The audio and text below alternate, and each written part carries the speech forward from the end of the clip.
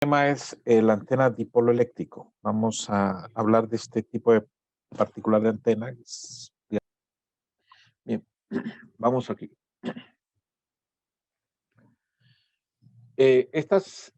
Normalmente a este tipo de antenas lineales, ¿verdad? Se le llama también antenas de alambre. Son muy antiguas, podemos decir que son las primeras versiones que tenemos de antenas. Son baratas y se pueden usar en muchas aplicaciones, incluyendo Wi-Fi, ¿verdad? Pero para estar seguro uno tiene que ver qué es lo que trae el dispositivo. Entonces, por eso empezamos por aquí, ¿no? Porque es lo más sencillo, ¿no? Y lo que vamos a buscar la forma más simple posible, minimizar el problema, para después ir introduciendo las complejidades que en la realidad encontramos con respecto a estas antenas. Aquí tienen una, por ejemplo. Fíjense esta antena. Es un alambre, ¿no? Es básicamente un alambre. ¿Por dónde lo alimentamos? Algunas no traen esto, ¿no? Ustedes ven que esta es un alambre continuo, ¿no?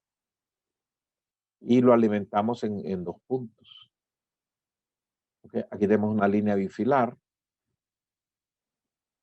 ¿okey? Este tipo de línea dependiendo de las dimensiones, tiene cierta impedancia característica, ¿no?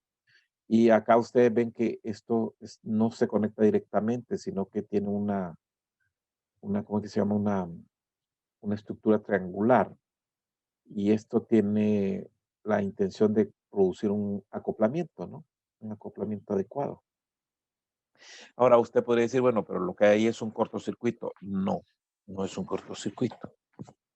Todo depende de las dimensiones. ¿Cuánto es el, lo que estamos dejando de aquí hacia afuera y cuánto queda aquí adentro? O sea, del total de A queda una cantidad acá y tenemos es simétrico, tenemos una distancia también hacia este es el punto, los terminales justo donde vamos a iniciar la línea. Y esto haría las funciones de un acoplador, ¿no? La impedancia característica de estas líneas pudiera andar en 300 ohmios y esto pudiera tener un valor mucho más pequeño. Entonces, una estructura que se podría usar es de este tipo, cuya función es acoplar. Si usted lo viera en baja frecuencia, usted diría que hay un corto. No, no es así, ¿no? Esto ofrece una impedancia determinada y esto no es un corto. Recuérdese que las corrientes aquí varían a lo largo del alambre, hay cambios de fase de un punto a otro punto, entonces eso ya cambia totalmente lo que estamos diciendo. Cuando es baja frecuencia, sí, toda la corriente tiene la misma fase en todos los puntos, entonces uno podría decir, este es un corto, pero acá no, no podemos decir eso. Y este es uno de los cuidados que hay que tener cuando usted cree que entiende circuitos, ¿verdad? Entiende circuitos de baja frecuencia, pero esto es otra cosa, ¿ok? Ingeniero, ¿a partir de qué frecuencia podríamos considerar ese cambio? A frecuencias, usted empieza a ver un kilohertz y ya va para arriba, ya empiezan a ver los cambios. Incluso con el audio, cuando usted tiene una instalación de audio, por ejemplo, usted tiene que estudiar lo que pasa con audio. Estamos hablando de cuánto, hasta 15 kilohertz y pone música, ¿verdad? Por ejemplo, instalaciones como cosas como esta, que la gente ve, no, ignora, digamos, o pasa por alto esta realidad. Cuando se hacen instalaciones de sonido, por ejemplo, imagínense ustedes un aeropuerto. Un aeropuerto es, por lo general, una estructura bastante larga, ¿no? Y entonces usted quiere poner unos parlantes de sonido. Entonces, pone el primer parlante y decide poner en paralelo la conexión del siguiente y así va. Entonces, ¿qué pasa? Eh, Como la distancia del pasillo, pues es un pasillo enorme, muy grande, el problema que va a tener es que va a haber un retardo entre la señal que llega en el primer parlante y la que llega en el último. No van a salir simultáneamente, ¿no? Ese retardo ya empieza a tener un efecto en el, en o sea, todos para adelante van a combinarse y van a producir una onda frontal, ¿no? Y digamos, si los pusimos en el cielo falso, los parlantes, por ejemplo, y va a ir produciendo una distorsión progresiva, o sea que eso no está bien. ¿Por qué? Porque hay un retardo entre, l- a medida que va recorriendo la distancia, que ya empieza a apreciarse y lo manifestamos en una onda acústica. Entonces usted tiene que meterle compensaciones a todo eso de manera que todos salgan a la vez, todas las señales salgan en fase. Entonces, alguien que no considera todo este asunto, puede salir con cosas bien obvias. Y a nivel de circuitería, imagínense esto que tenemos aquí. Sí, ¿cómo puede ser? Dice. Eh, por eso es que es importante estudiar las líneas de transmisión, ¿verdad? En comunicaciones es fundamental. Aunque usted me diga: "Es que ya no usamos tantas líneas como antes, como las de Hondutel". Bueno, hay, sin embargo, tiene las de cable TV, que ahí están, ¿verdad? Tiene las fibras ópticas, que son un tipo de línea. Entonces, uno tiene que entender bien todo eso, ¿verdad? Tiene que estudiarlo. Y eso no le va a venir así por ósmosis, ¿verdad? Usted tiene que enfrentar el asunto. Entonces, cuando en las clases se introduce ese tema, es más, los maestros tienen que profundizarlo para que ustedes lo asimilen, ¿no? Porque va a estar por todos lados, ¿sí o no? Aquí nos encontramos ya alguna cosa. Tenemos una línea aquí. eh, vamos a ver, en la parte de telecomunicaciones, como usamos altas frecuencias, estos fenómenos los vamos a encontrar en estructuras bien pequeñas como esta. Esos fenómenos parecidos vamos a encontrar en la parte de energía, pero en estructuras grandísimas. O sea que, digamos, una línea de transmisión que recorre todo el país. Ahí empezamos a ver fenómenos. Entonces, algunos piensan que no, que se puede obviar. No, no lo puede obviar. Usted tiene que saberlo. Si se va a meter electrónica, tenemos mucha electrónica de alta frecuencia, ¿no? Tiene que verlo, ¿no? Si no, pucha, tiene que la mitad de la teoría ignorada. No puede. Entonces, todo el tema de línea de transmisión hay que incorporarlo a toda la teoría de circuitos y tenemos que modificar, o sea, adaptarle a la teoría de circuitos. Por eso se tiene una clase en el currículum que se llama red de microondas, que lo que busca es acercarlo, todo esto, ¿no? Para tener el cuadro. Y eso le asegura que usted en el futuro puede trabajar con estos elementos. Por lo menos tiene una introducción, ¿no? Que le va a facilitar que la electrónica y tanto los circuitos electrónicos como circuitos eléctricos de alta frecuencia sean comprensibles, ¿no? Bien, esto es totalmente pasivo, ¿ah? Aquí no tenemos nada de electrónica. Ya encontramos cosas de este tipo. Este es solo una, o sea, se imaginan todas las que hay. Bien, este es una antena dipolo, entonces, con una forma particular de alimentar. Lo más tradicional que uno se encontraría sería abrir aquí la línea y conectar estos dos puntos, ¿no? Acá. Sin embargo, eh, habría que ver cómo mantenemos unida esta línea. Hay que colgarla, ¿va? Tenemos que ponerle soportes a los lados. Este es horizontal, ¿no? Y es una antena un poquito grande. Podría ser para dentro del rango de las frecuencias un poquito más bajas. eh, Podemos pensar una de radiodifusión de este tipo, ¿no? Y pues es una longitud típicamente de lambda medios, lo que usamos. Ahí usted puede tener una idea del tamaño. El tamaño puede ser importante. Eh, Imagínense si la ponemos vertical, que podría ser otra opción, ¿verdad? Poner una antena vertical. El tema de que sea vertical es la rigidez, cómo la mantenemos, ¿verdad? Vertical. Entonces, cuando hablamos de verticales, ya el tema de la rigidez empieza a ser importante, especialmente si ya tiene decenas de metros, ¿verdad? Mantener algo vertical ante un problema. Y eso hay que verlo, ¿no? Ahora, antenas chiquitas, no hay problema, ¿no? Le podemos dar rigidez, la rigidez necesaria. Bien, ese es solamente eso es un ejemplo. La verdad que tenemos una variedad que vamos a ver. Entonces, vamos a irnos a lo más simple. Ya no nos vamos a meter a este tipo de asunto de momento. Vamos a hacer algo más simple. Vamos a modelar la antena de la manera más simplificada posible. Vamos a imaginarnos la antena, ¿no?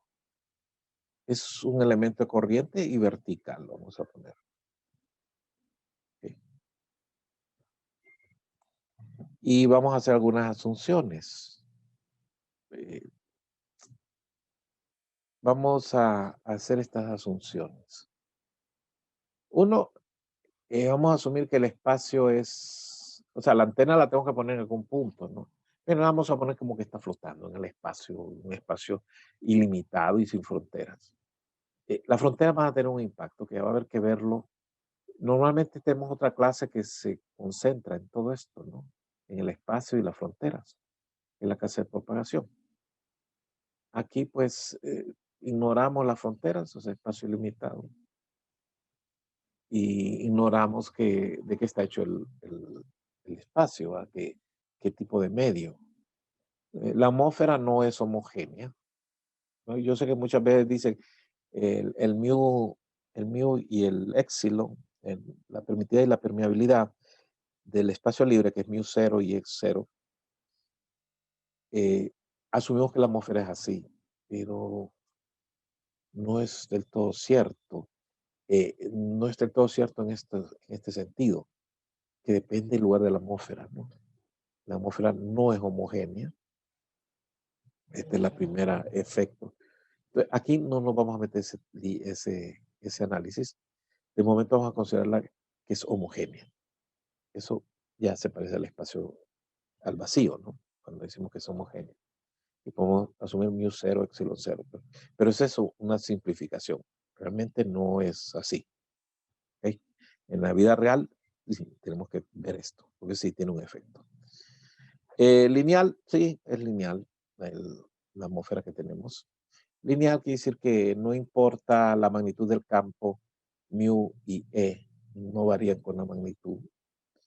Isotrópico, que no importa la dirección del campo, o sea, qué dirección tiene mu y son escalares, ¿verdad? Hay materiales que no es así, especialmente materiales que usamos en microondas.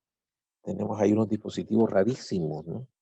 Pero que solo se entienden si usted es capaz de analizar un medio no isotrópico. Estoy hablando incluso de dispositivos pequeños, ¿verdad? Que están dentro de unos equipos. La linealidad, pues, en comunicaciones, sí, no son, realmente nada es del todo lineal. eh, pero uno los asumió lineal, entonces cuando tenemos elementos que no son lineales empiezan a aparecer cosas, hay que tenerle cuidado, ¿no? Estos temas aquí los estamos considerando lineal, ¿verdad? El alambre, todo, sus corrientes son totalmente lineales. En la práctica, con las últimas tecnologías, se está empezando a estudiar este tema de no linealidad, ¿verdad? Y lo isotrópico, como lo dije, nuestros materiales son isotrópicos, o sea que son escalares, tanto la permitividad y la permeabilidad. Pero en los sistemas de microondas usamos elementos no isotrópicos intencionalmente para ciertos efectos. Eso más tiene que ver con el circuito del radio, no con antena. Así que estamos bien. Todo esto está sumido. Otra cosa, vamos a poner estos sistemas de coordenadas de manera que la antena quede en el origen. ¿Qué más? Y una cosa importante, bueno, es la longitud del alambre. El alambre puede ser de longitudes muy grandes, pequeñas. Bien, vamos a considerar el primer caso. Vamos a considerar una longitud bien pequeña. Estamos hablando, para hablar de longitudes, tenemos que referirlo a la longitud de onda, ¿no? Estamos hablando que es lambda sobre 50 o menor, ¿verdad? Es dentro de este rango, abajo de eso, así de chicas. A este le llamamos dipolo infinitesimal. Em, Otra cosa que vamos a asumir, el conductor es perfecto. Para simplificar el análisis, en realidad no son perfectos los conductores, pero si la antena tiene cierto tamaño, esto no está tan lejos de la realidad. El asunto es que cuando usted tiene pérdidas, los campos pueden ser un poquito diferentes, ¿no? Uno asume que no hay pérdidas para el análisis de campo y todo eso es más sencillo. Y después mete unas pérdidas pequeñas para considerar pérdidas en el alambre, en los dialéctricos, como hemos hablado en cuanto a la eficiencia. O sea que es una forma de trabajar con los campos como que no hubiera pérdidas y después mete las pérdidas. Se llama un método de perturbación, que es muy usado para también facilitar el análisis. ¿Qué más? ¿Qué más nos falta? Y bueno, la longitud. Y otra cosa, que esto sí es un asunto conveniente que vamos a hacer. Vamos a asumir que la corriente es constante a lo largo del alambre. O sea que vamos a decir que tiene la dirección, vamos a poner sobre la dirección Z, perdón, sobre el eje Z, y que tiene una magnitud constante a lo largo de toda la línea. Esta es una asunción que se puede obtener con un cierto tipo de antenas, que es lo que se ilustra aquí en la figura. Una antena formado como por dos platitos aquí que tenemos en los extremos. Mira, esta es una forma de plantearlo y se puede comportar como esa antena ideal que tenemos. Bien, nuestro sistema de coordenadas, fijamos nuestro, digamos, elemento de corriente. Ustedes ven que no aparece la línea. ¿Por qué no aparece la línea donde se excita? Eh, bien, la separación en los dos, son dos brazos, ¿verdad? El superior y el de abajo. Hay un pequeño separación donde conectaría la línea, el lado de arriba y el lado de abajo. Vamos a asumir que es bien pequeñita la separación, de manera que podemos asumir que la línea es como que fuera un solo alambre que no está dividido por nada en el centro. Esa es una asunción. Bien, nuestro sistema de coordenadas, ¿no? Imaginémonos una esfera que envuelve esta antena. Tenemos teta, phi, r, las coordenadas esféricas, y que se generarían en algún punto arbitrario ahí. El campo pues tendría todos los componentes, ¿no? R, E, teta, E, phi. Es una asunción así general que la tendríamos que verificar. A ver, ¿qué más tenemos acá?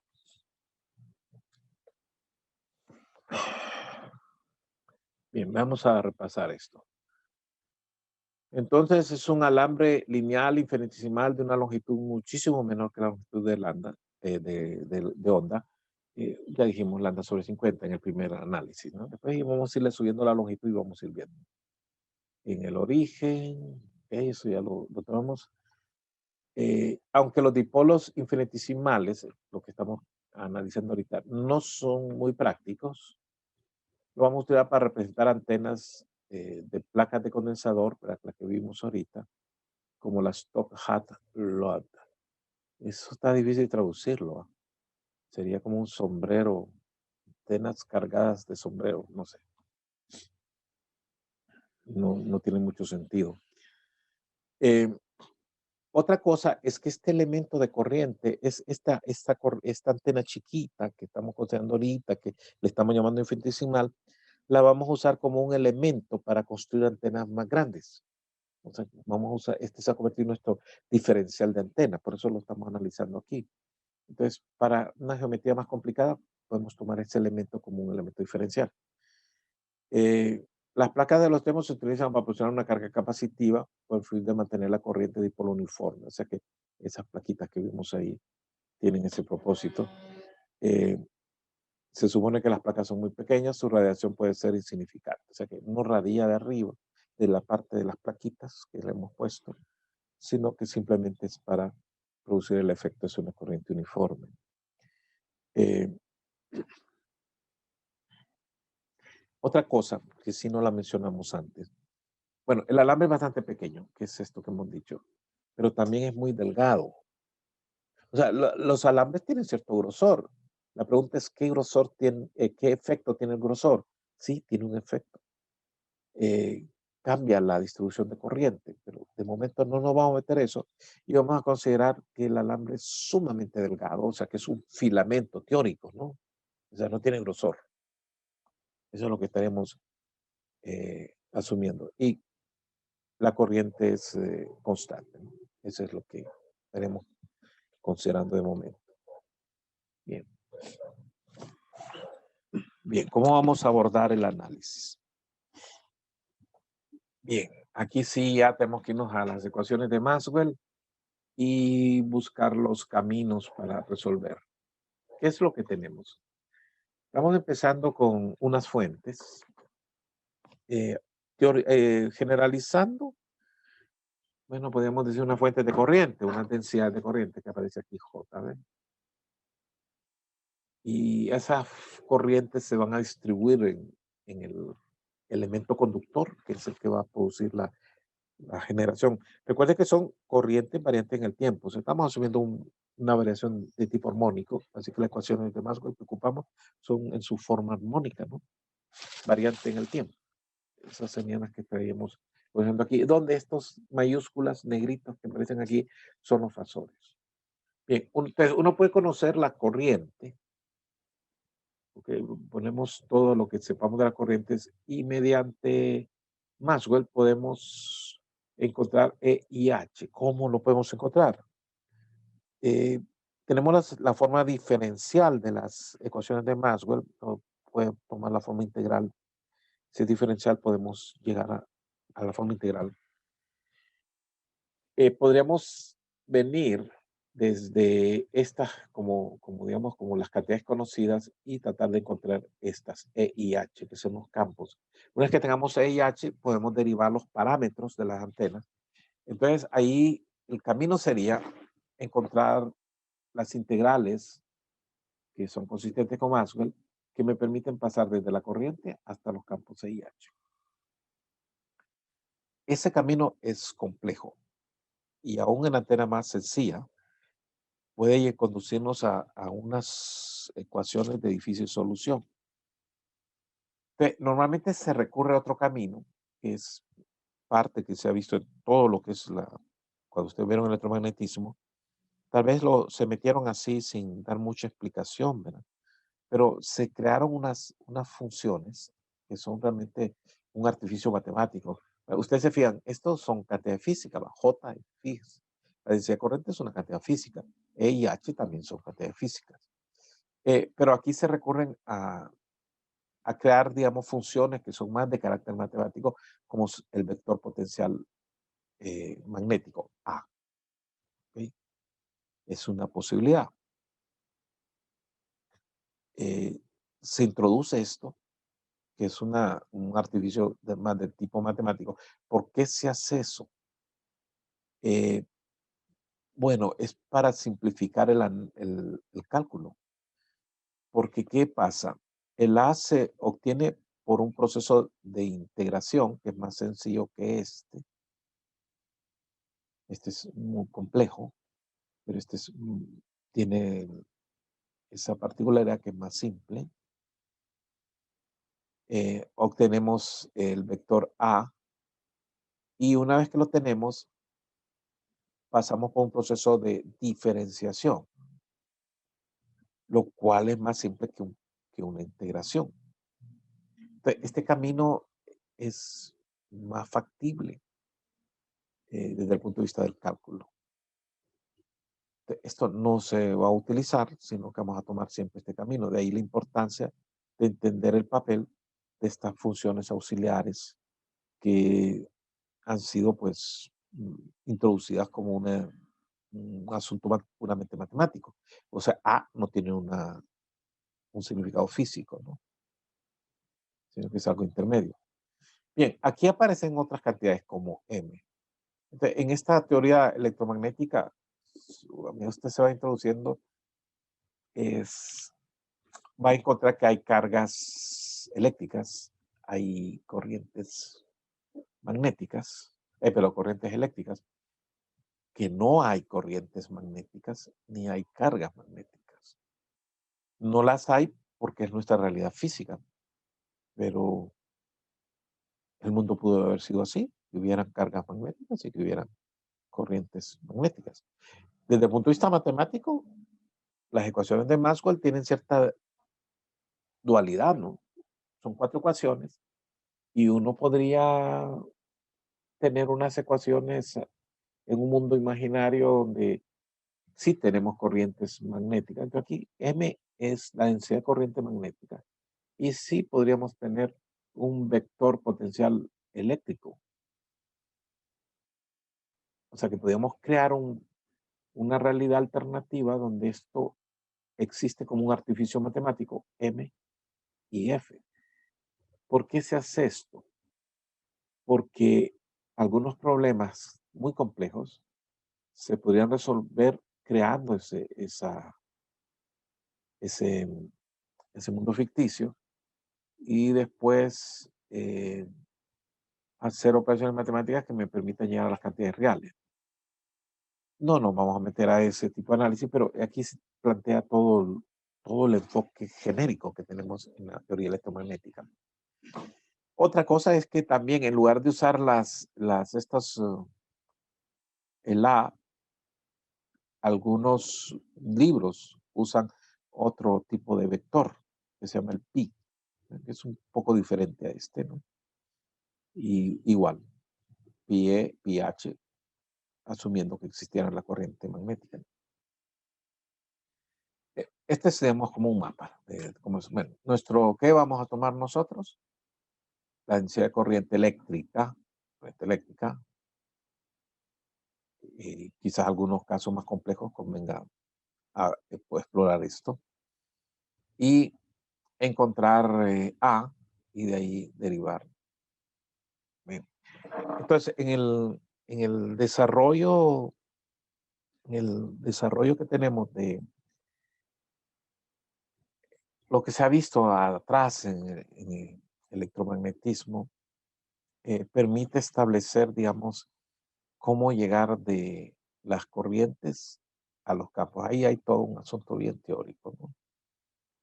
Voy a poner, digamos, el resultado, ¿no? Yo recuerdo que incluso en las clases de física, 415, se trataba ese tema de cómo encontrar a partir de la densidad de corrientes. Bien, eh, bien, vamos entonces una de las soluciones. Esta es una de las soluciones. Ustedes ven que tenemos una fuente de corriente. Realmente esta es la que no la debí haber puesto la genérica, ¿no? Eh, realmente es la expresión general, si tomamos esto, más que una línea, aquí tendríamos un volumen, ¿verdad? Un volumen con corrientes volumétricas, unas densidades volumétricas. Entonces uno tendría que integrar cada elemento dentro del volumen para tratar de encontrar el campo. Entonces, pero el caso nuestro es una línea. Entonces yo puedo asumir que esto es un diferencial de línea, es una línea de corriente lo que estamos considerando. Entonces mi expresión del campo del vector potencial magnético A, ¿verdad? Sería una expresión de este tipo.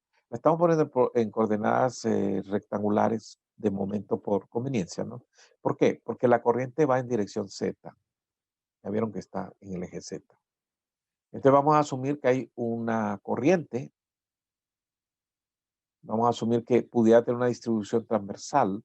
O sea, la parte transversal sería X y Y. Vamos a llamarle primas a los valores que están dentro de la fuente. ¿Ok? Si esto no hubiera sido una línea, aquí hubiéramos tenido que poner una densidad volumétrica y aquí hubiéramos poner un diferencial volumétrico. Pero como es una línea, ponemos la corriente y aquí un diferencial de línea. ¿Ok? R, ¿qué es R? Eso vamos a tener que también aclarar la distancia R. Entonces está aquí, ya la vamos a ver más adelante. Entonces, R es la distancia desde cualquier punto dentro de la fuente, o sea, cualquier punto, esos puntos dentro de la fuente le vamos a llamar Z', dado que solo está en dirección Z, recuerden. Cualquier punto dentro de la Z hasta el punto de observación, que sería el X, Y, Z, que es el punto que estamos observando. Estas coordenadas X, Y, Z son cualquier punto en el espacio. Estas primadas son cualquier punto dentro de la fuente. Entonces, R sería la distancia entre cualquier punto dentro de la fuente y el punto de observación. Eso es lo que estaríamos diciendo. Y C, que aparece aquí, es el camino a lo largo de la longitud de la fuente, o sea, el camino de integración que vamos a tomar. En nuestro caso, como está alineada el alambre en el eje Z, sería a lo largo del eje Z. Bien, pues de acuerdo a lo que hemos planteado, nuestra densidad perdón, nuestra corriente sería esta, ¿no? Y su D, en términos de las variables esas primadas que tenemos ahí, que estarían dentro de la fuente, sería igual, esto son cantidades vectoriales, por cierto, ¿no? Esta que tenemos aquí. Es interesante ver que A va a tener la misma dirección de, porque todo lo demás no es vectorial, solo E es vectorial. Muy bien. Sería igual a, ponemos el vector unitario a sub Z y una magnitud I0. I0 no tiene función de, no es variable, no varía con las coordenadas porque dijimos que era constante, para el caso que vamos a analizar, ¿no? La corriente es constante en cualquier punto, en cualquier X, Y, Z'. Bien, voy a poner, a ver, discúlpeme, es que me falta una figurita aquí que no la puse.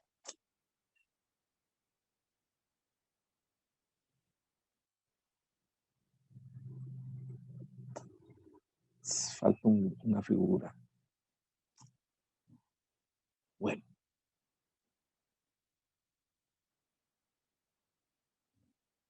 vamos a ver.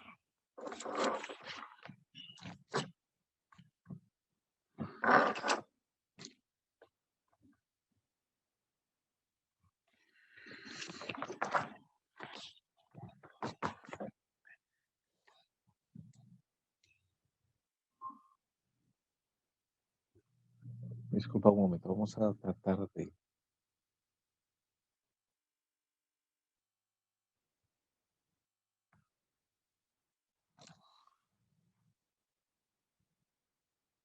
Vamos a tratar...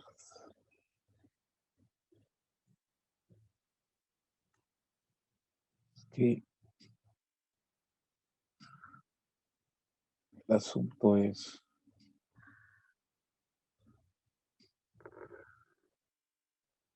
que tenemos X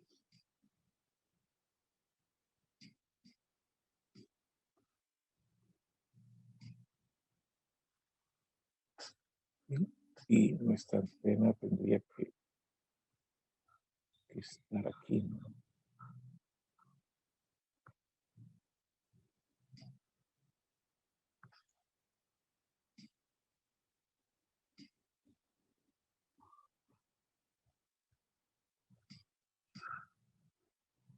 Digamos que esta sería R y cualquier otro punto. Vamos a ver aquí. Es difícil, yo no sé, no logro manejar esto.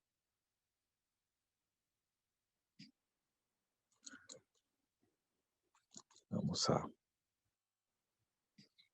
perder mucho tiempo tratando uno de dibujar con estas cosas. Sale, me voy a tener una pizarra aquí atrás y fíjense ustedes.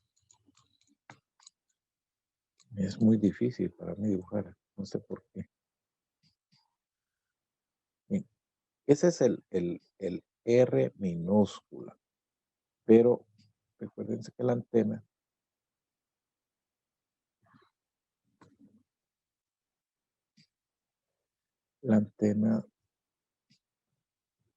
está entre estos límites, ¿no?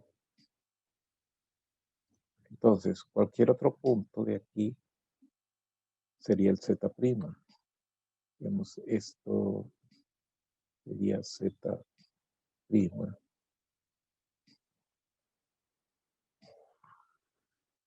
este sería R, ¿no? O sea, cualquier punto que nos movamos dentro de él es el R. Entonces, nos vamos moviendo desde este extremo, este es Z', ¿no? Nos vamos moviendo desde aquí hasta acá, y vamos encontrando el R que tengamos ahí. Este es el punto de observación, ¿verdad? En este caso, estamos poniendo coordenadas eh, rectangulares de momento, después vamos a pasar las esféricas. Y bueno, ese sería el R que estamos considerando. O sea, no es el R minúscula, siempre nos vamos a referir al origen, ¿no? La corriente pues está en dirección Z. ¿Y a qué sería igual esto? Se borró otra vez eso.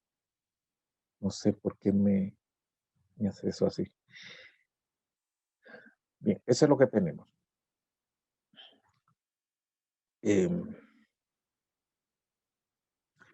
Viendo esa geometría, entonces, tenemos esto. O sea que el R sería el X, que es la posición en el espacio, menos X'. Imagínense de momento que el alambre tiene un grosor importante. Tendríamos que considerar en qué posición del grosor está, ¿no? Entonces, esas son el Y', ¿no? El Z', que son las posiciones dentro del alambre. Entonces, el R sería desde ese punto hasta el punto de observación y es dado por esta relación, que sería la raíz de X menos X' al cuadrado más Y menos Y' más Z menos Z'. ¿Ok? Ahora bien, ¿qué hemos dicho? Que la antena es infinitesimal, o sea que es muy corta en longitud y aparte eso es un filamento. Entonces uno podría asumir que estos valores X, Y', Z' son bastante pequeños comparados a la distancia que vamos a estar de donde estamos observando. Entonces uno podría decir que esto domina X, ¿verdad? Que es bastante grande, y estos son muy chiquititos porque estamos dentro de un alambre bien pequeñito. Entonces esto sería igual a X cuadrado más Y cuadrado. Esto precisamente es R minúscula. Vieron las dos cantidades, ¿verdad?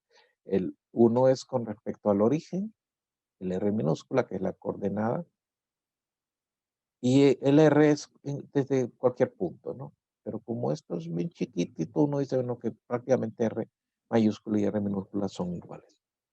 Eso es lo que se dice aquí. Entonces, decimos que son iguales, ¿no? ¿Qué diríamos de L'? Ah, bueno, es el diferencial de Z porque está a lo largo de Z. De Z le prima porque estamos refiriendo que es dentro de la fuente, ¿no? Del alambre. Entonces, podemos tomar nuestra relación anterior y bueno, tendríamos algunas cosas a considerar. La corriente ya dijimos que es constante, entonces sale de la integral, queda I0.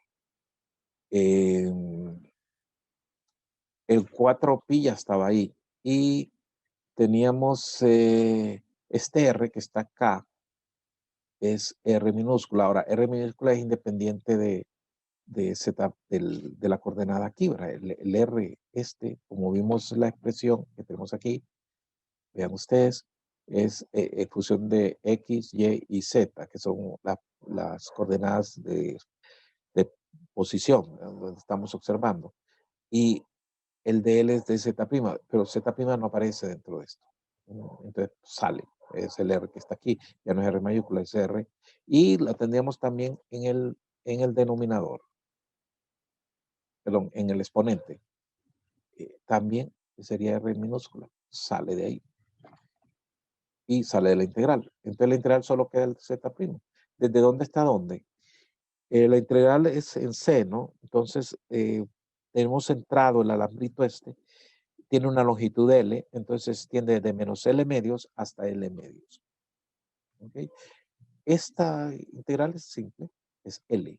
Entonces ahora tenemos que A, X, Y, Z es igual, bueno, el vector unitario a su Z, y de ahí tenemos mu y 0L, que sería la corriente en los terminales, que es la misma que tiene el alambre en cualquier punto. L es la longitud del alambre sobre 4πr e a la JKR. Bien, este sería nuestro vector potencial magnético. Ya lo tendríamos. Bien, una vez que tenemos eso, entonces siguiendo, ya hicimos la integral. Como vieron, es una integral sumamente sencilla. No nos hemos complicado mucho. Y pasaríamos a partir de la diferenciación, encontrar el campo H, por ejemplo, es una. Aquí le ponemos un índice A para indicar que es un campo obtenido a partir de la diferenciación de A. Bien, aquí sí ya vamos a pasar a las coordenadas esféricas, entonces tendríamos que hacer una conversión, ¿no? La que obtuvimos está en coordenadas rectangulares y queremos obtener las componentes esféricas y tenemos esta identidad que nos va a permitir pasar de un sistema al otro, ¿no? Simplemente metemos los componentes que tenemos rectangulares y podemos obtener mediante esta operación los componentes esféricos.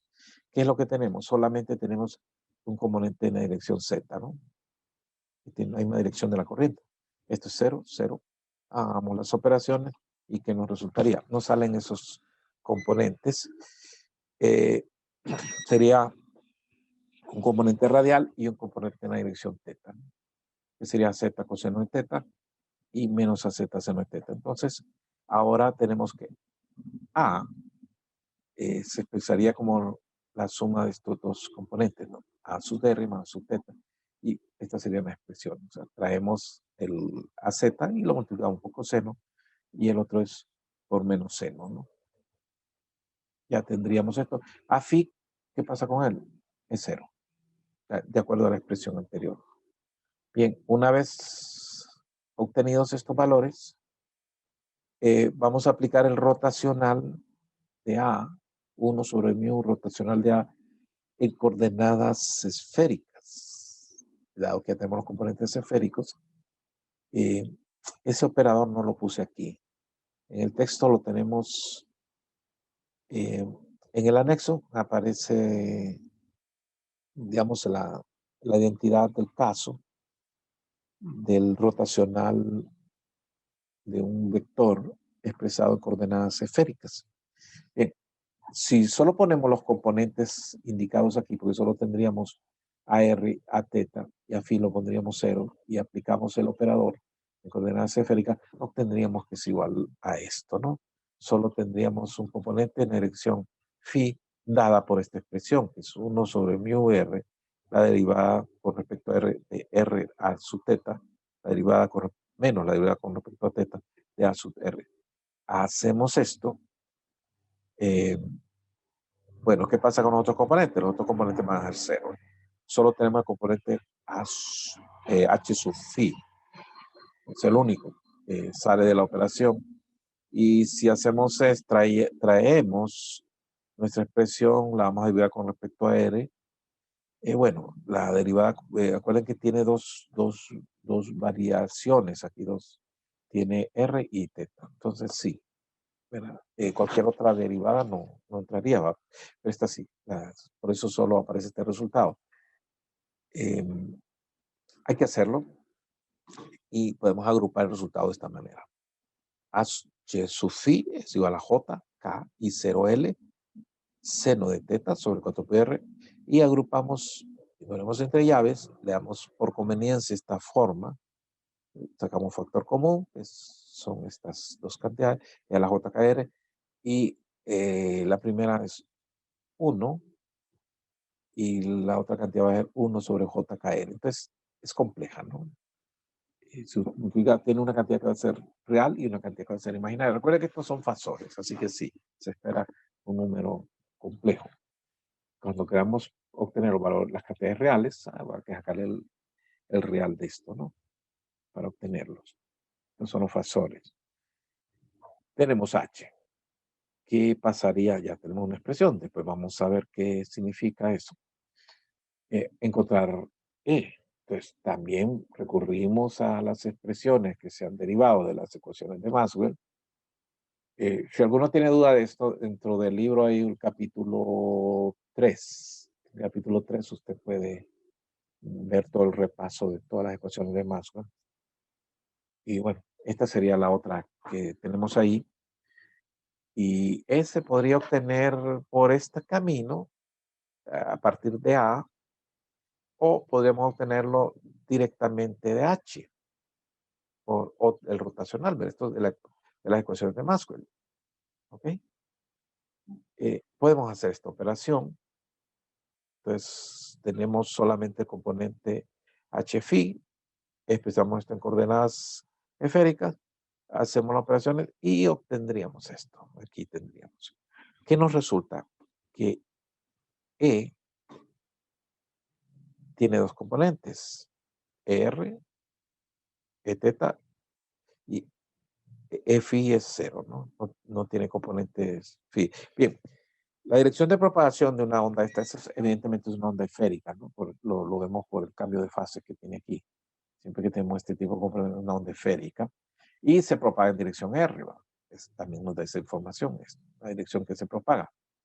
Se está propagando en dirección R, es un frente de onda esférico, y tiene este componente, si fuera una TM, uno debería estar como se propaga en dirección R, debería ser ortogonal el componente, tendría que ser en el plano teta y phi, pero bueno, tiene un componente ortogonal, el plano H es ortogonal porque es H phi solamente, y, pero aquí aparece R, ¿no? Y R sí está en dirección de R, ¿no?